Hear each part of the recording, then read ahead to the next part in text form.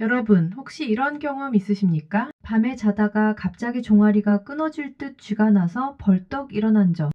아침에 일어나면 한쪽 다리만 유난히 무겁고 질질 끌리는 느낌. 양말을 두 겹 신어도 발이 얼음장처럼 차가운 날들. 계단 오르다가 갑자기 다리에 힘이 빠져서 휘청 넘어질 뻔한 순간. 대부분 이렇게 생각하십니다. 나이 탓이겠지. 요즘 좀 피곤해서 그런가? 칼슘이 부족한가 보다. 그렇게 넘기고 맙니다. 하지만 지금 제가 드리는 말씀 꼭 기억하시기 바랍니다. 여러분의 다리가 보내는 이 작은 신호들은 단순한 노화가 아닙니다. 지금 이 순간 여러분의 뇌로 가는 혈관이 조용히 막혀가고 있다는 마지막 구조 신호일 수 있습니다. 머릿속 가느다란 수도관이 녹슬어가고 심장에서 뇌까지 피를 올려보내던 펌프가 힘을 잃어가고 있다는 몸의 절박한 외침입니다. 저는 지난 10년간 수많은 신경과 전문의, 심장내과 교수님들을 인터뷰하며 한 가지 분명한 사실을 배웠습니다. 뇌경색은 어느 날 갑자기 오는 게 아닙니다. 몸은 이미 몇 달 전, 때로는 몇 년 전부터 신호를 보내고 있었습니다. 그런데 그 신호가 어디서 가장 먼저 나타나는지 아십니까? 바로 다리입니다. 오늘 이 영상에서는 다리에 가장 먼저 나타나는 뇌경색 전조 신호 7가지를 하나하나 알려드리겠습니다. 뒤로 갈수록 더 위험한 신호이고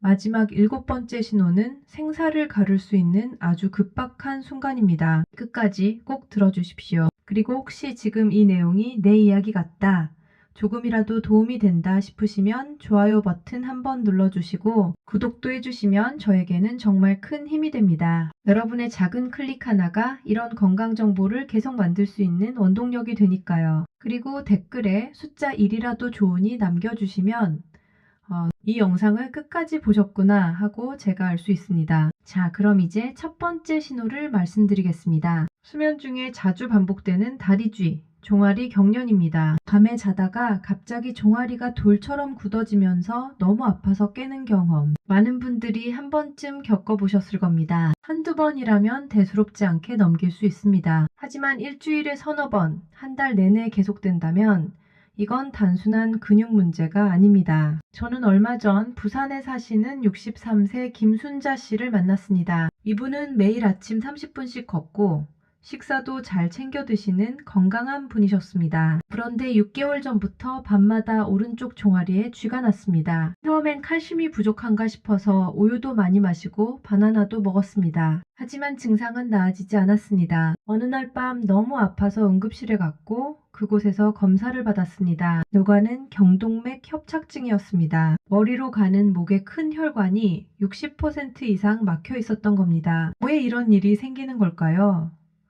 우리 몸을 생각해 보십시오. 심장에서 뇌까지 피를 보내는 건 마치 1층에서 옥상 물탱크까지 물을 올리는 것과 같습니다. 펌프가 힘차게 돌아야 하고 수도관이 깨끗해야 합니다. 그런데 혈관이 좁아지면 뇌까지 피가 제대로 안 올라갑니다. 그럼 몸은 어떻게 할까요? 심장을 더 세게 뛰게 만듭니다. 혈압을 올립니다. 그 과정에서 다리 근육의 전기 신호가 잘못 전달됩니다. 근육이 갑자기 수축하고 그게 바로 쥐로 나타나는 겁니다. 지금 여러분이 집에서 바로 해볼 수 있는 간단한 체크가 있습니다. 밤에 쥐가 날 때 양쪽 다리를 비교해 보십시오. 한쪽만 유난히 자주 나는지 아니면 양쪽 다 비슷한지 확인해 보세요. 만약 한쪽만 계속 반복된다면 그쪽 혈관에 문제가 있을 가능성이 높습니다. 쥐가 일주일에 3번 이상 한 달 넘게 계속된다면 참지 마시고 병원에 가십시오. 신경과나 심장내과에 가셔서 혈관 초음파 검사를 받아보시는 게 좋습니다. 이제 두 번째 신호를 말씀드리겠습니다. 양쪽이 아니라 한쪽 다리만 유난히 차갑고 무겁고 질질 끌리는 느낌입니다.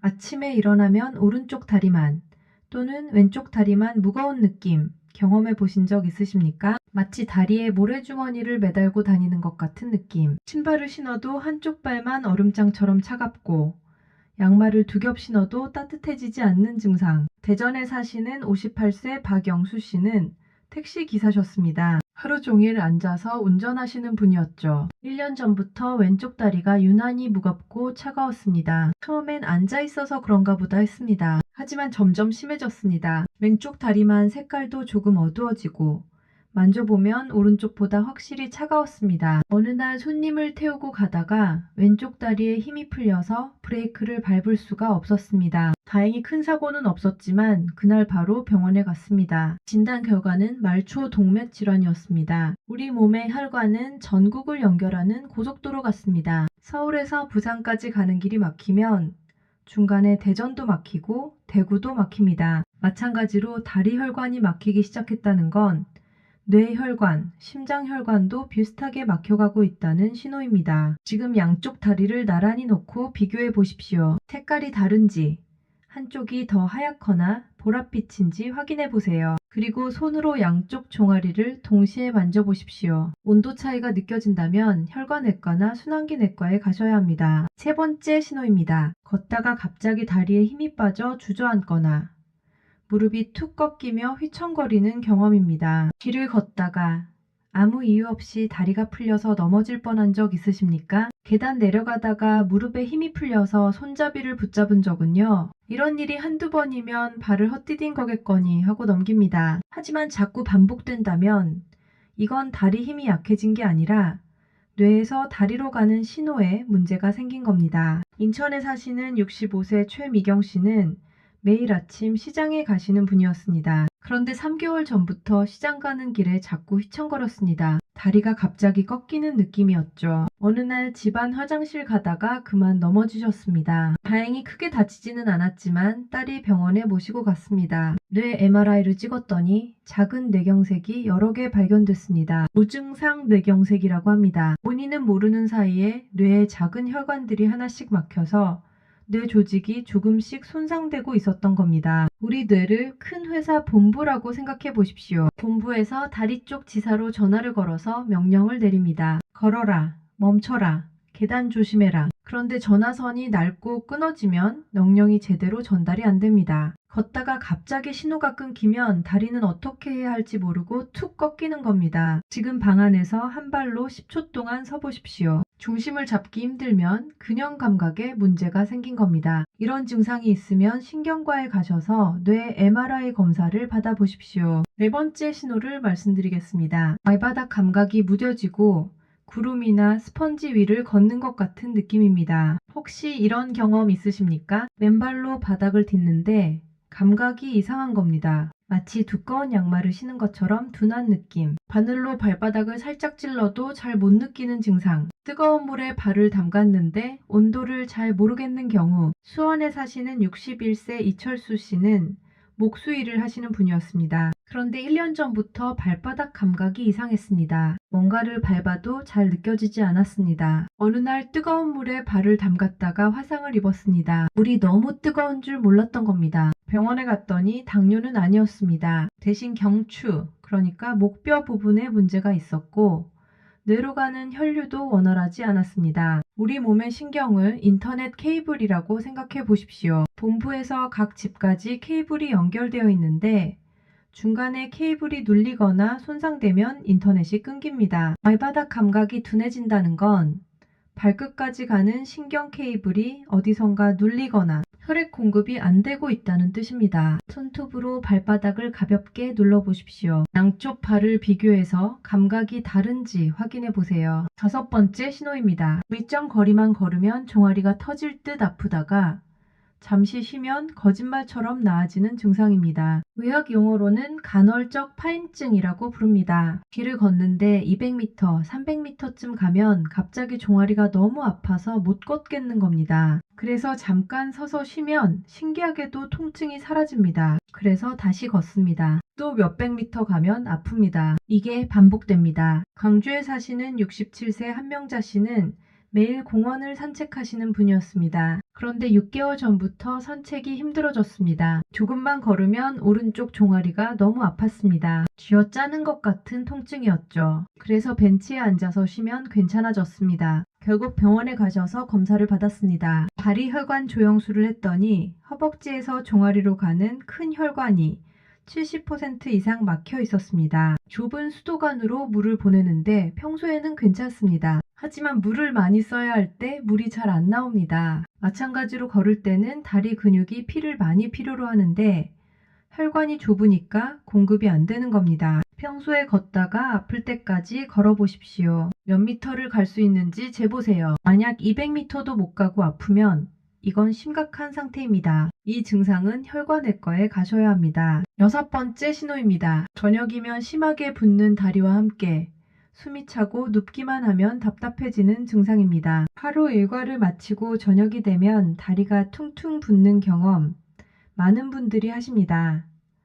양말 자국이 깊게 패이고 손가락으로 눌러보면 쏙 들어갔다가 천천히 올라오는 그런 붓기 말입니다. 창원에 사시는 64세 정순희 씨는 식당 일을 하시는 분이었습니다. 그런데 3개월 전부터 이상한 점을 느끼셨습니다. 예전에는 집에 와서 다리를 올리고 쉬면 다음날 아침엔 괜찮았는데 이제는 아침에도 붓기가 빠지지 않았습니다. 더 이상한 건 숨이 자주 찼습니다. 계단만 올라도 헉헉거렸고 밤에 누우면 가슴이 답답해서 자다가 깼습니다. 그러다 어느 날 밤 숨이 너무 막혀서 응급실에 가셨습니다. 검사 결과는 심부전이었습니다. 심장을 아파트 지하에 있는 물 펌프라고 생각해 보십시오. 이 펌프가 힘차게 돌아야 1층부터 옥상까지 물이 올라갑니다. 그런데 펌프가 약해지면 물이 위로 올라가지 못하고 아래층에 고입니다. 그게 바로 다리 부종입니다. 정강이 뼈 부분을 손가락으로 세게 눌러보십시오. 5초 정도 누르고 떼었을 때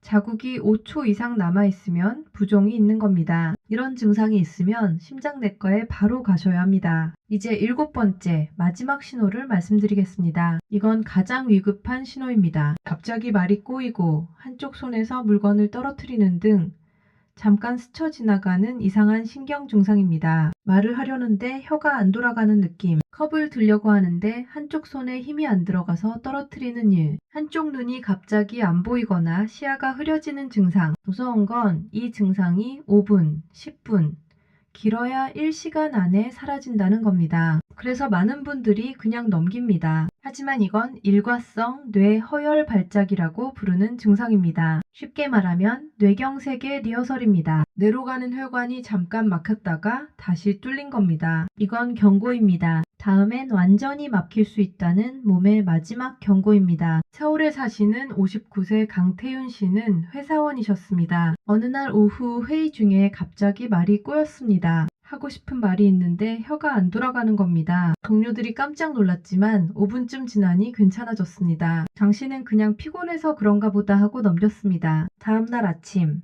출근하려고 일어나는데 오른쪽 팔다리에 힘이 하나도 없었습니다. 말도 전혀 안 나왔습니다. 급히 119를 불러서 응급실에 갔고 뇌경색 진단을 받았습니다. 의사 선생님들이 하시는 말씀이 있습니다. 일과성 뇌허혈 발작이 있으면 48시간 안에 진짜 뇌경색이 올 확률이 20%라고 합니다. 5명 중 1명은 이틀 안에 쓰러진다는 뜻입니다. 병원에서는 FAST라는 방법을 알려줍니다. F는 face, 얼굴입니다. 거울을 보고 웃어보십시오. 한쪽 입꼬리만 안 올라가거나 한쪽 얼굴이 처지면 이상한 겁니다. A는 arm, 팔입니다. 양팔을 앞으로 쭉 뻗어보십시오. 한쪽 팔이 아래로 떨어지면 위험합니다. S는 speech, 말입니다. 간단한 문장을 말해보십시오. T는 time, 시간입니다. 이런 증상이 있으면 1초도 지체하지 말고 119를 불러야 합니다. 뇌경색은 골든타임이 있습니다. 증상이 시작된 후 3시간, 길어야 4시간 반 안에 병원에 도착해야 혈전 용해제를 쓸 수 있습니다. 잠깐이라도 이상한 신경 증상이 있으면 절대 참지 마시고 바로 응급실로 가십시오. 여기까지 다리에 나타나는 뇌경색 전조 신호 7가지를 모두 말씀드렸습니다. 혹시 이 중에 하나라도 해당되는 분이 계십니까? 지금 당장은 아니어도 예전에 한 번이라도 경험한 적이 있다면 절대 가볍게 넘기지 마십시오. 하지만 너무 겁먹지는 마십시오. 중요한 건 이 신호들을 알아차렸다는 것 자체가 이미 큰 행운이라는 겁니다. 큰 뇌졸중은 막을 수 있습니다. 지금부터 제가 알려드리는 3가지 습관만 실천하셔도 충분히 혈관을 건강하게 지킬 수 있습니다. 첫 번째 습관입니다. 아침에 자리에서 벌떡 일어나지 마십시오. 눈을 뜨면 이불 속에서 천천히 발목을 움직여 보세요. 발목을 위아래로, 그 다음 동그랗게 돌려보세요. 발가락도 오므렸다 폈다 해보세요. 이렇게 1분만 하셔도 밤새 고여있던 피가 심장 쪽으로 부드럽게 올라갑니다. 그 다음 천천히 앉으세요. 30초 정도 앉아서 숨을 고르세요. 그리고 나서 일어나십시오. 두 번째 습관입니다. 점심 식사 후에 짧은 햇볕 산책을 하십시오. 밥을 드시고 나면 졸립죠. 하지만 딱 10분만, 15분만 밖에 나가보세요. 천천히 걸으면서 햇빛을 쬐는 겁니다. 햇빛을 받으면 우리 몸에서 비타민 D가 만들어집니다. 이 비타민 D는 혈관을 건강하게 지켜주고 혈압을 조절하는 데 도움을 줍니다. 점심 식사 후 30분에서 1시간 사이가 가장 좋습니다. 이때 혈당이 올라가는데 걸으면 혈당이 빨리 내려가고 혈관에 부담이 덜 갑니다. 세 번째 습관입니다. 저녁에는 따뜻한 물에 발을 담그는 시간을 가지십시오. 하루 일과를 마치고 저녁 9시쯤 딱 15분만 발을 담그는 겁니다. 대야에 따뜻한 물을 받으세요. 온도는 40도 정도가 좋습니다. 그 물에 발을 담그고 편안하게 앉아 계십시오. 따뜻한 물이 발의 혈관을 넓혀줍니다. 그러면 하루 종일 아래쪽에 고여있던 피가 위로 잘 올라갑니다. 발을 담그고 있는 동안 발목을 천천히 돌려보세요. 종아리를 손으로 쓸어 올려보세요. 발을 닦으실 때도 천천히 정성스럽게 닦아주세요. 그리고 이렇게 말씀해보세요. 오늘도 고생 많았어. 내일도 잘 부탁해. 이 세 가지 습관은 거창한 게 아닙니다. 돈도 들지 않고 시간도 많이 걸리지 않습니다. 하지만 매일매일 꾸준히 하시면 여러분의 혈관은 분명히 달라집니다. 막혀가던 혈관이 조금씩 열리고